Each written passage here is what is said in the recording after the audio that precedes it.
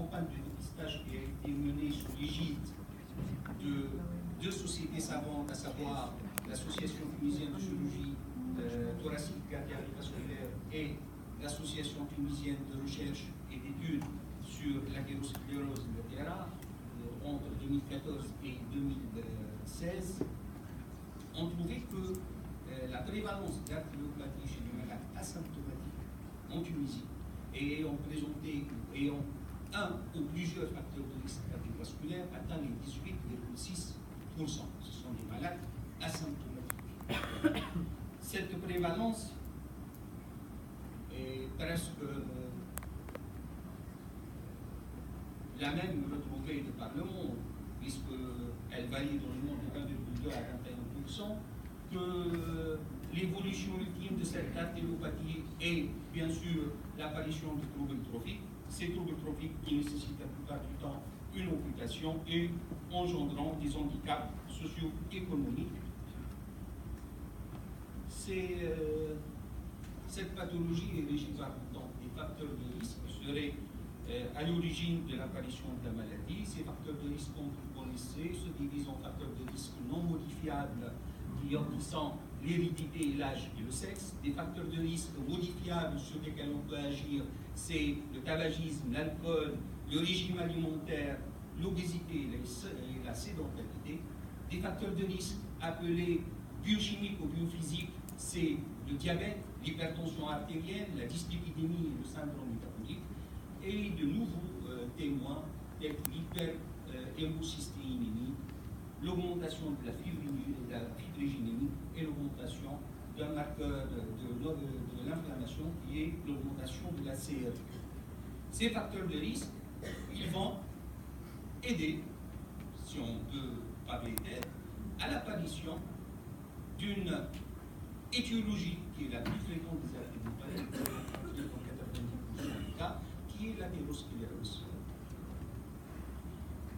Cette artériopathie due à l'athérosclérose, elle est encore aggravée lorsque le malade est diabétique, et cette aggravation se voit par le nombre d'amputations que génère l'artériopathie diabétique et athérosclérose, puisque à peu près toutes les 30 secondes, il y a une amputation de jambes qui se fait de par le monde. Ce sont des chiffres de 2004 et qui sont en augmentation continue.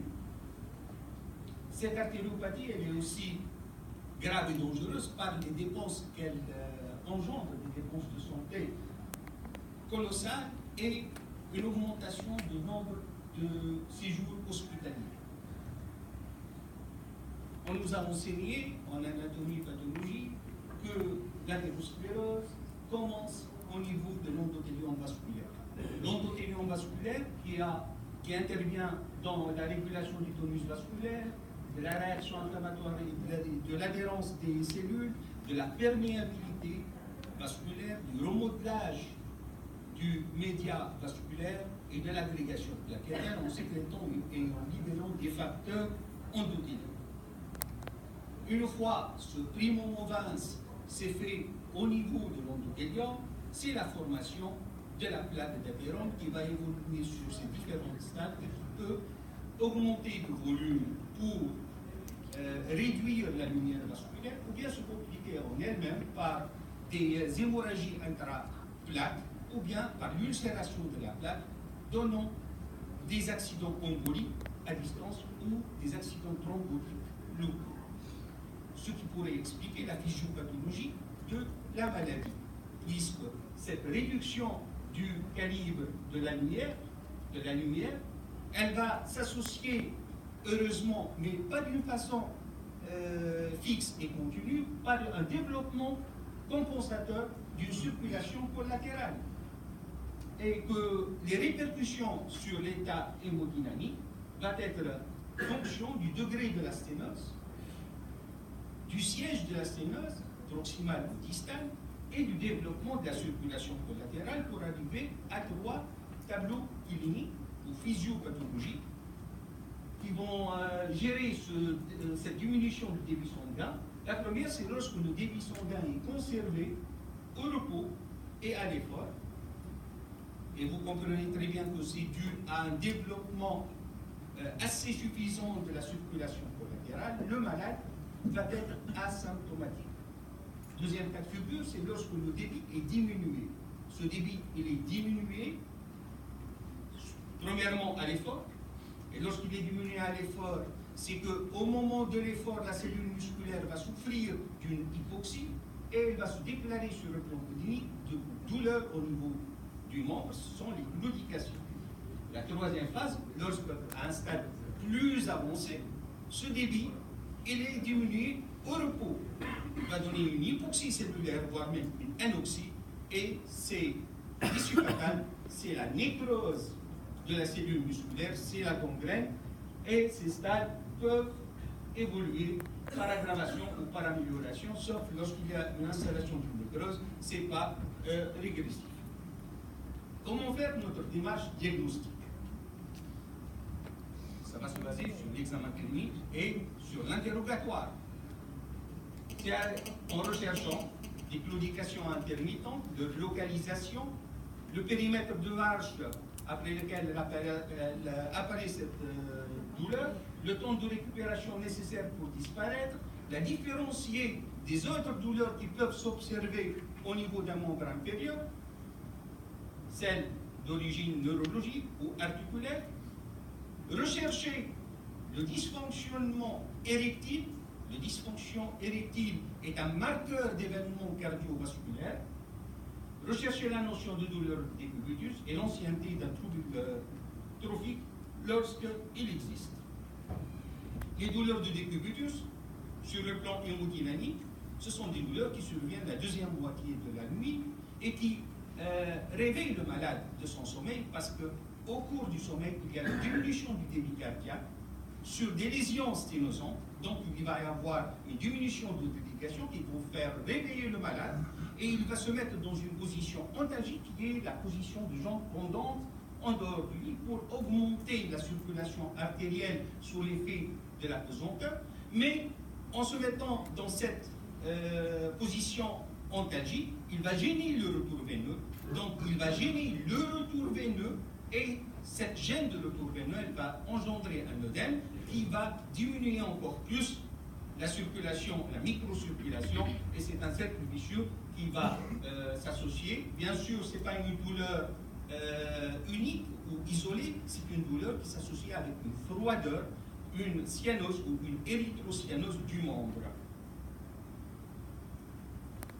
L'évolution ultime, c'est l'apparition de troubles trophiques, mais ces troubles trophiques sont précédés, dans la plupart du temps, de signes ou de troubles trophiques mineurs, des troubles des phanères, qui est la perte de la pilosité, une peau qui devient squameuse et des ongles qui deviennent cassantes, avec une hyperkératose qui fait le lit du trouble trophique. Et un trouble trophique, ça varie.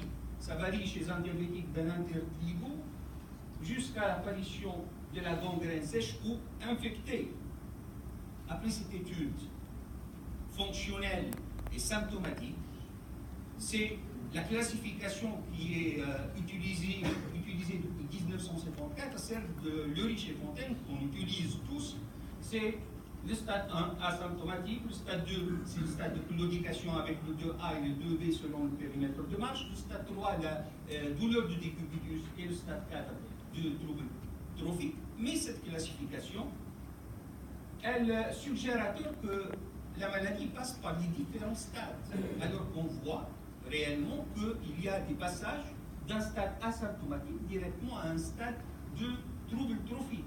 Et en plus, il y a une absence de parallélisme anatomo-clinique selon les lésions anatomiques et la clinique avec laquelle se présente notre patient. Cette discordance anatomo-clinique a poussé les gens à chercher une explication de la sévérité de l'atteinte sur le plan hémodynamique. Et ce sont des travaux qui ont été commencés depuis 1950 par Windsor et Carter en 1968 pour aboutir au fait qu'il faut utiliser la mesure de la pression systolique au niveau de la cheville, la mesure de l'IPS, l'index de pression systolique, pour définir ce degré de souffrance musculaire.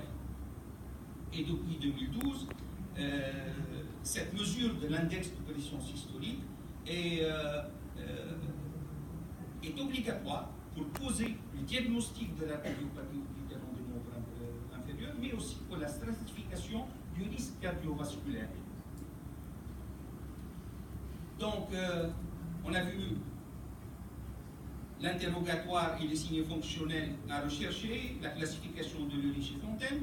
Il faut certainement compléter l'examen physique par l'examen des bouts et l'auscultation des axes vasculaires, la mesure de l'index de pression systolique, mais aussi par la mesure de la pression systolique au niveau du gros orteil et par la mesure de la pression transcutanée en oxygène qui est utile à la détermination du niveau d'amputation lorsqu'on est devant un artéritique qui présente un trouble trophique.